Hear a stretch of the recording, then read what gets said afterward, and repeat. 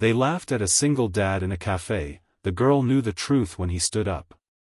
The whispers started the moment he walked in, but only his daughter saw the prosthetic leg beneath his jeans. What happened next would change everyone in that cafe forever. If this story touches your heart, please like this video and subscribe to our channel for more powerful stories that remind us never to judge what we don't understand. Rain pelted against the windows of Rosie's cafe, creating a soothing rhythm that contrasted with the tension inside. Mark Jenkins shifted uncomfortably in his seat, aware of the stares and whispers directed his way. His daughter, Emma, only 8 years old but wise beyond her years, reached across the table and squeezed his hand. "It's okay, Daddy," she whispered, her eyes reflecting a maturity that broke his heart. No child should have to comfort their parent in public, but here they were. Mark hadn't planned on stopping at the cafe. Their routine Saturday morning errands had been interrupted when Emma mentioned she was hungry, and the downpour had made the decision for them. The nearest shelter had been Rosie's, an upscale establishment in a part of town Mark rarely visited. The moment they'd entered, dripping water onto the polished floor, he'd felt out of place. His worn jeans and faded t-shirt stood in stark contrast to the business casual attire of the other patrons. Emma's clothes, while clean, were clearly hand-me-downs, the pink of her sweater faded from numerous washes. They'd taken a table near the back, but it hadn't spared them from the curious glances and barely concealed judgments. "Look at him," a woman at a nearby table whispered to her companion, not bothering to lower her voice enough. "Bringing that poor child here when he can barely afford to dress her properly." Mark pretended not to hear, focusing instead on helping Emma read the menu. Since her mother had left 3 years ago, he'd been determined to give Emma as normal a childhood as possible. It wasn't easy on a mechanic's salary, especially after the accident that had left him with a prosthetic leg and mounting medical bills. "Can I have the blueberry pancakes, Daddy?" Emma asked, her eyes lighting up at the colorful picture on the menu. Mark checked the price and winced internally. "Of course, sweetheart. It's a special day, isn't it?" Emma nodded enthusiastically. It was special. She'd received a certificate for perfect attendance at school the day before, despite the challenges they faced getting there on time every day with Mark's mobility issues. When the waitress came to take their order, her smile seemed forced. "Just coffee for me," Mark said. "And the blueberry pancakes for my daughter, please." "The pancakes come with a side of bacon or sausage," the waitress informed him, her pen poised over her notepad. "Just the pancakes, thank you," Mark replied, knowing every extra dollar counted. As the waitress walked away, the whispers continued.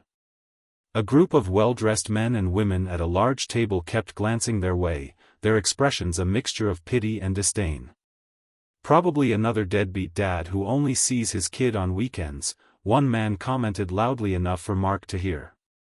"The mother must be desperate to let her child go with him dressed like that," a woman added. Emma's face fell, and Mark knew she'd heard them too. She'd become attuned to these comments over the years, developing a protective instinct toward her father that no child should need. "Don't listen to them," Mark whispered, reaching across to tuck a strand of hair behind her ear. "They don't know us." Emma nodded, but the light in her eyes had dimmed. Mark felt the familiar weight of failure pressing down on him. No matter how hard he worked, it never seemed enough. The prosthetic leg beneath his jeans ached, a constant reminder of the night that had changed everything. The waitress returned with his coffee and Emma's pancakes, placing them on the table without a word. Emma's eyes widened at the sight of the stack, topped with whipped cream and fresh blueberries. "Thank you," she said politely, her manners impeccable despite the environment she'd grown up in. As Emma began to eat, Mark sipped his coffee, trying to ignore the continuing comments from the nearby tables. He'd learned to develop a thick skin, but it still hurt to see how their judgments affected his daughter. "Daddy," Emma whispered suddenly, "your leg is hurting, isn't it?" Mark tried to smile reassuringly. "Just a little, sweetheart. Don't worry about it." But Emma knew better. She always did. The prosthetic had been bothering him more than usual lately, the socket rubbing against his stump after long hours at the garage. He needed a new one, but the cost was prohibitive, especially with Emma's school expenses. The whispers grew louder when Emma got up to use the restroom, leaving Mark alone at the table. The group at the large table seemed to take this as an opportunity to be even more vocal in their judgments. "Someone should call social services," one woman said, not bothering to lower her voice. "That child deserves better." Mark gripped his coffee cup tightly, knuckles turning white. They had no idea what he and Emma had been through. After the accident that took his leg, after his wife had decided she couldn't handle a disabled husband and a young child, after countless nights working double shifts to make ends meet, they knew none of it. When Emma returned, her face was set in a determined expression that Mark recognized all too well. It was the same look she'd had when she'd stood up to a bully at school who'd made fun of her second-hand clothes. "Daddy," she said loudly enough for nearby tables to hear, "can you tell me again how you lost your leg saving those people from the fire?" The cafe grew quieter. Mark felt heat rise to his face. "Emma, you know that story already." "But I want everyone to hear it," Emma insisted, her young voice carrying across the now silent cafe. "About how you were a firefighter and you went back into the burning building even though they told you not to, because there were still children inside." Mark swallowed hard. "Emma, we don't need to. And how the doctor said you were a hero, but you couldn't be a firefighter anymore because of your leg, so now you fix cars instead," Emma continued, her eyes challenging anyone to look away. "And how you work extra hours so I can take piano lessons, even though your leg hurts when you stand too long." The silence in the cafe was deafening now. Mark could feel every eye on them, but for once, the stares weren't judgmental, they were stunned. "And I want them to know," Emma said, her voice dropping slightly but still audible, "that Mommy left because she said she didn't want a broken husband, but you're not broken, Daddy. You're the strongest person I know." Mark felt tears prick at his eyes. He reached across the table and took Emma's small hand in his. "That's enough, sweetheart." But Emma wasn't finished. She turned to face the table of well-dressed patrons who had been the loudest in their criticism. "My daddy works harder than anyone, and he never complains, even when his leg hurts so bad he can't sleep. He teaches me that what matters isn't what we have, but who we are." The woman who had suggested calling social services had the grace to look ashamed. The man who had called Mark a deadbeat stared down at his plate. Mark knew it was time. With a deep breath, he pushed back his chair and stood up. There was an audible gasp as his pant leg shifted, revealing the metal and plastic prosthetic where his left leg should have been. "I think we should go now, Emma," he said quietly, reaching for his wallet to pay for their meal. Before he could pull out the carefully counted bills, an older man approached their table. He was well-dressed, with silver hair and kind eyes that crinkled at the corners. "Please," he said, placing a hand on Mark's shoulder. "Allow me to take care of your bill." Mark stiffened.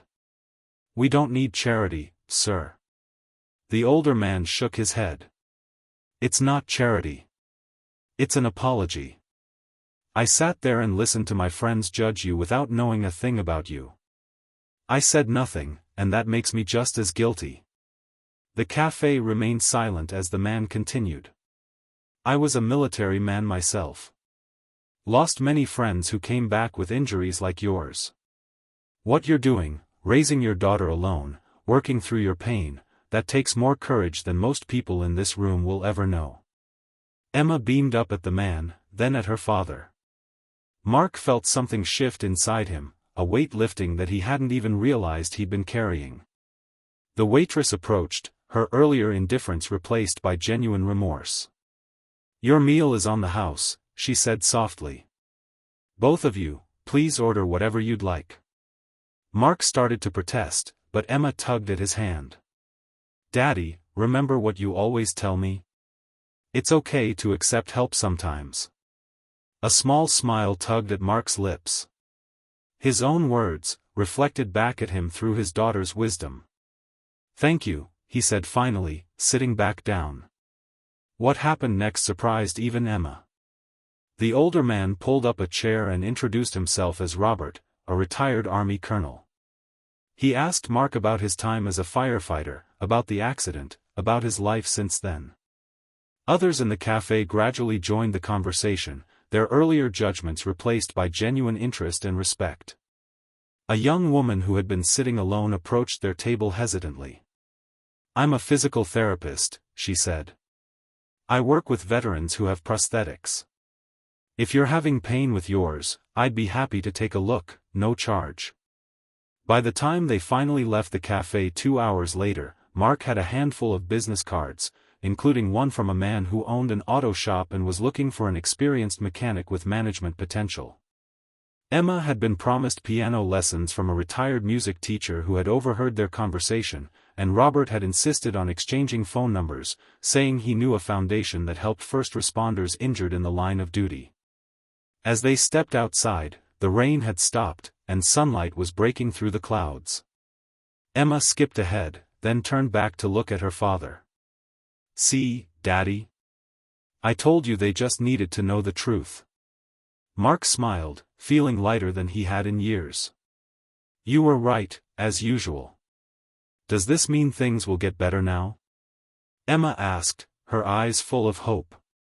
Mark looked back at the cafe, where several patrons were watching them through the window, smiling and waving. He thought about the business cards in his pocket, the promises of help, the connections made. "I think they already have, sweetheart," he said, taking her hand. "I think they already have." As they walked away, Mark realized that sometimes the greatest gifts come from the most unexpected places, even from a room full of strangers who had judged him without knowing his story.